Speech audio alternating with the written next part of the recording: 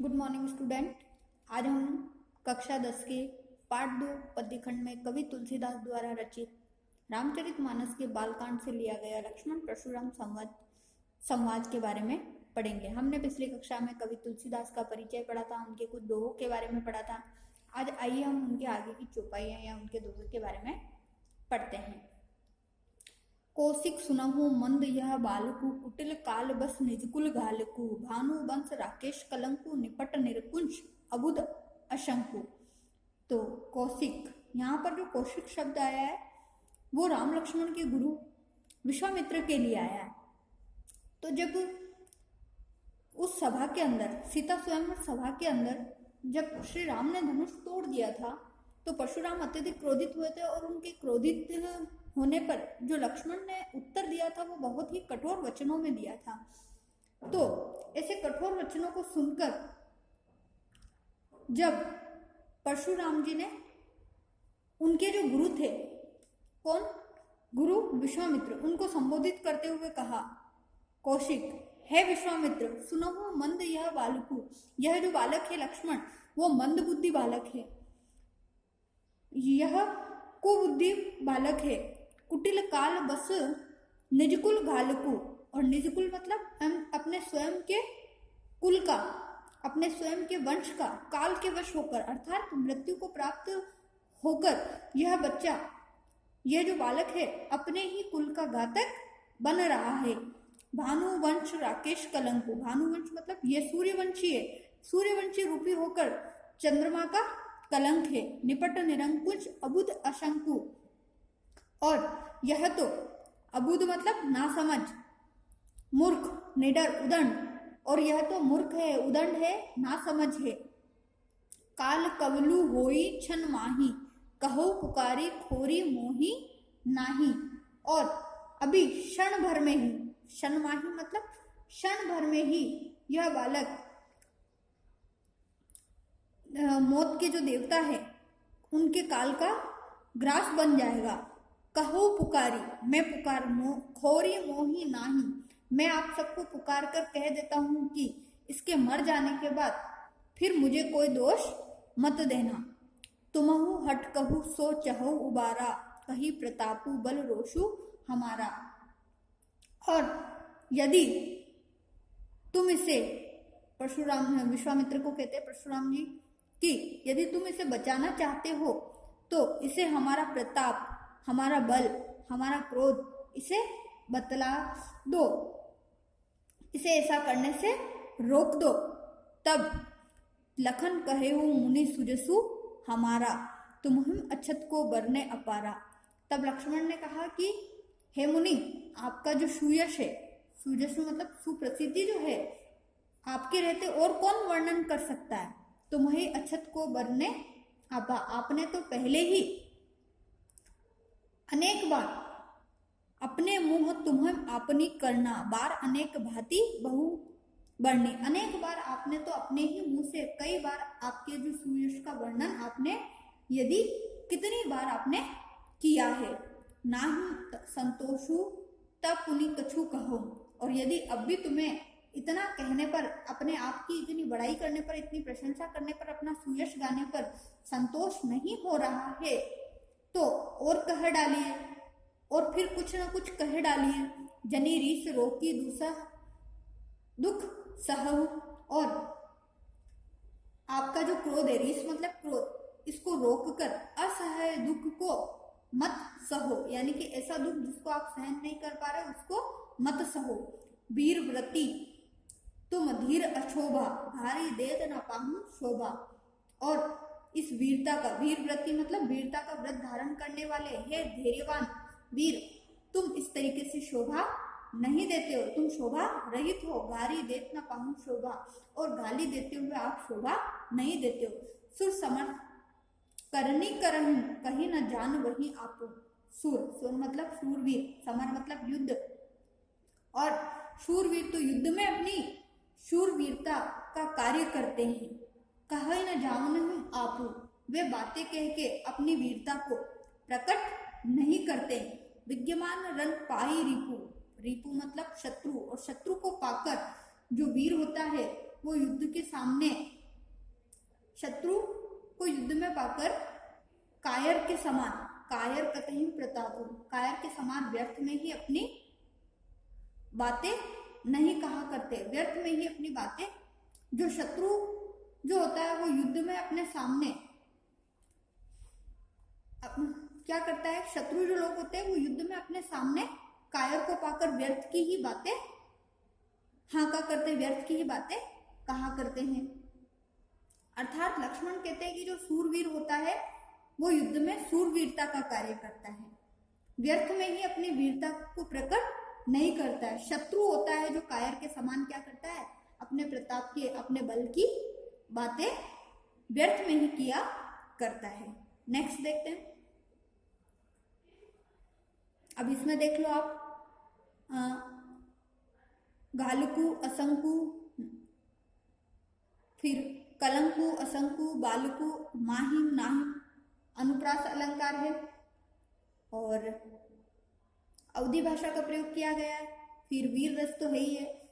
और परशुराम क्या करते हैं कि विश्वामित्र को सुझाव देते हैं कि लक्ष्मण को समझाए, परंतु लक्ष्मण क्या करते हैं कि समझाने की जगह उन्हें उस वीर को वीरता का पालन करने की शिक्षा देने लग जाते हैं।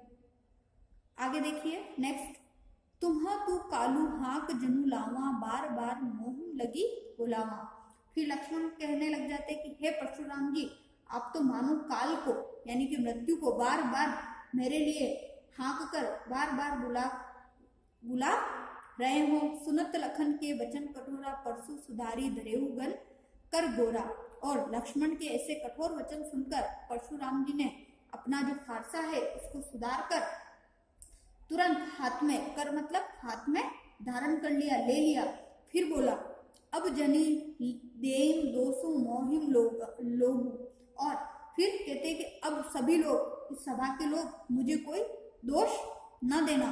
कटुवादी बालकु वध जोगु। और ये कटुवाणी बोलने वाला, कठोर वचन बोलने वाला जो ये बालक है, वध जोगु मतलब वध के योग्य है, मृत्यु के योग्य है, मारे जाने के योग्य है। बाल बिलो की बहुत में बाचा, अब यह मर निहार भा साचा। और इसको बाल मतलब बालक समझकर मैंने बहुत बचाया, परंतु अब यह मर निहार भा साचा, परंतु अब यह मरने के योग्य है। कौशिक कहा शमीर अपराधु, बाल दोष गुण गनहु न साधु।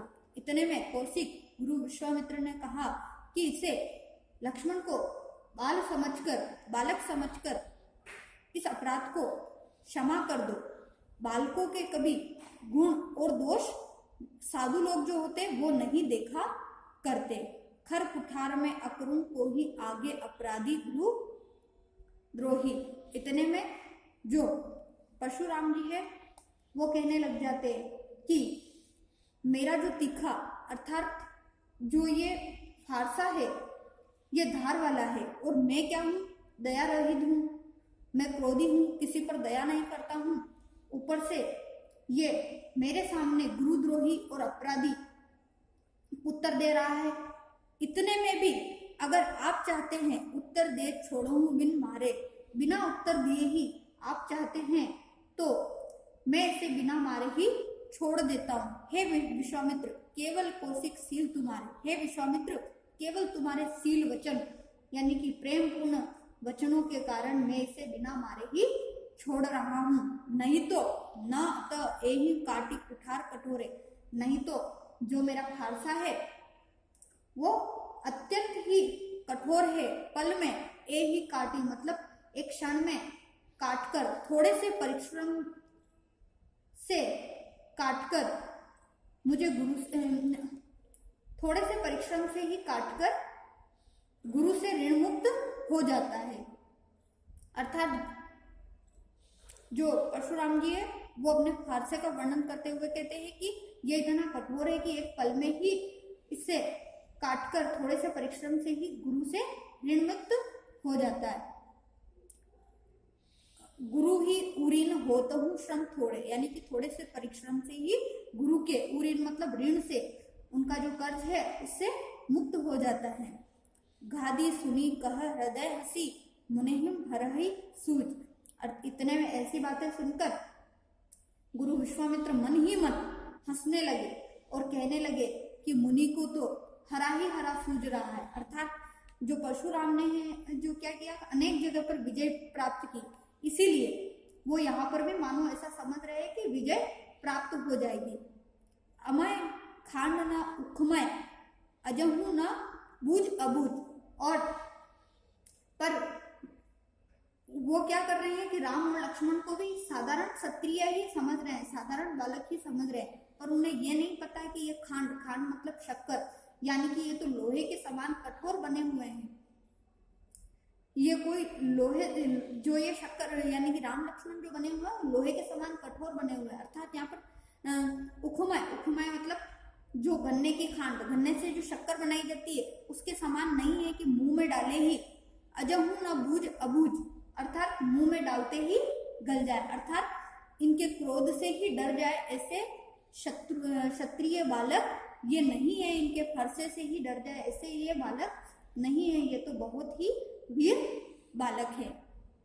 तो यहाँ पर जो कवि तुलसीदास है उन्होंने क्या किया है कि लक्ष्मण के तेज स्वभाव, अर्थात जो गुरु विश्वामित्र हैं उनके विवेक का और परशुराम जी के घमंड का वर्णन इसमें किया है। अवधी भाषा का प्रयोग है, वीर रस का प्रयोग है।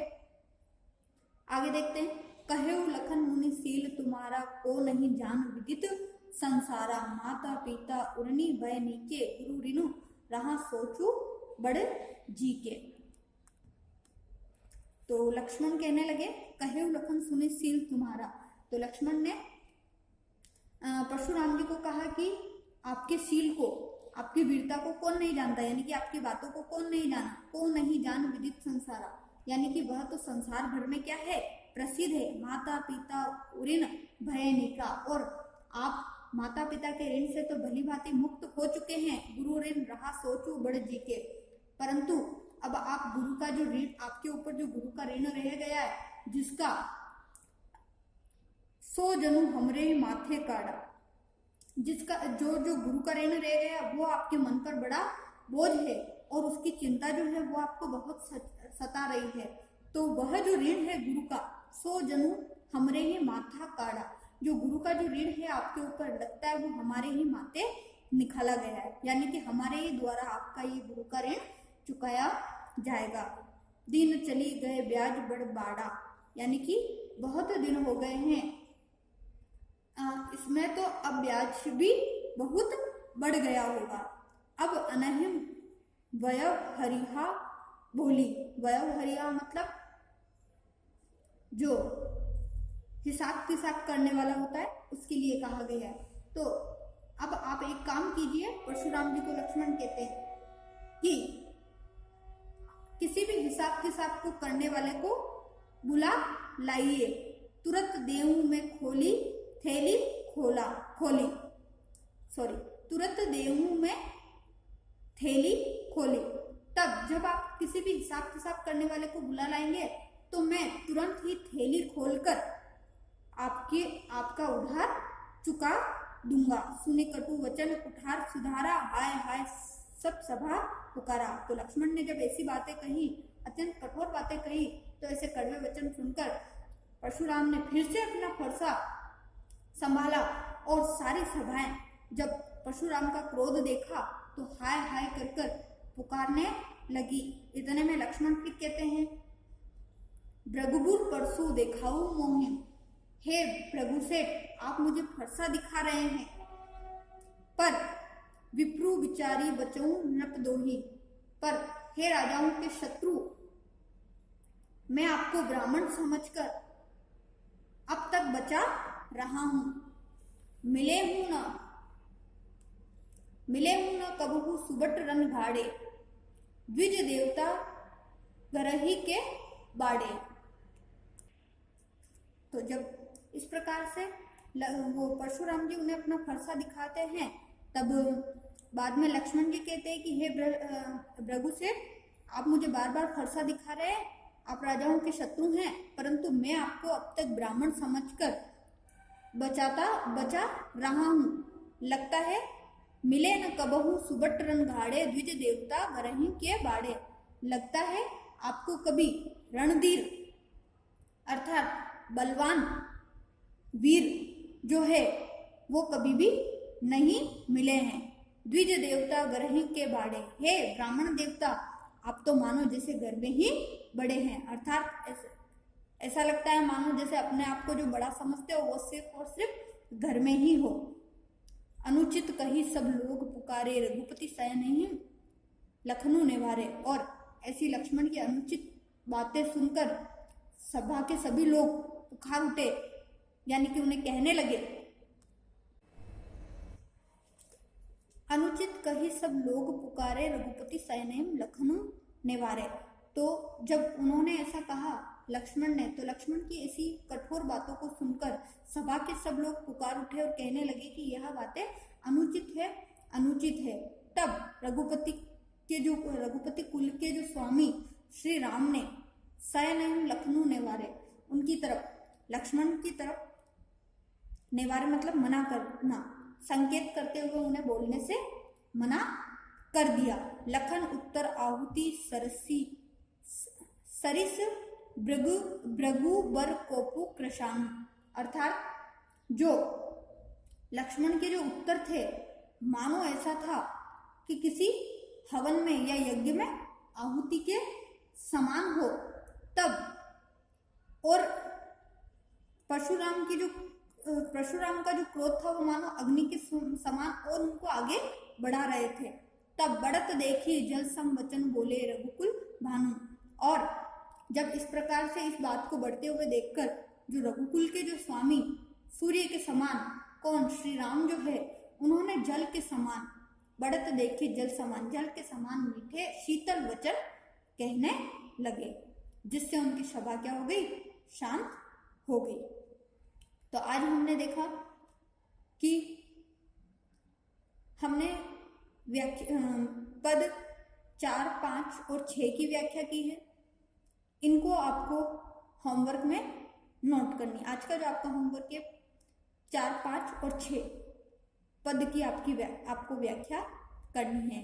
इस प्रकार से आज आपकी जो व्याख्या है, जो पद है, वो कंप्लीट हो गए। नेक्स्ट क्लास में हम प्रश्नों को समझेंगे।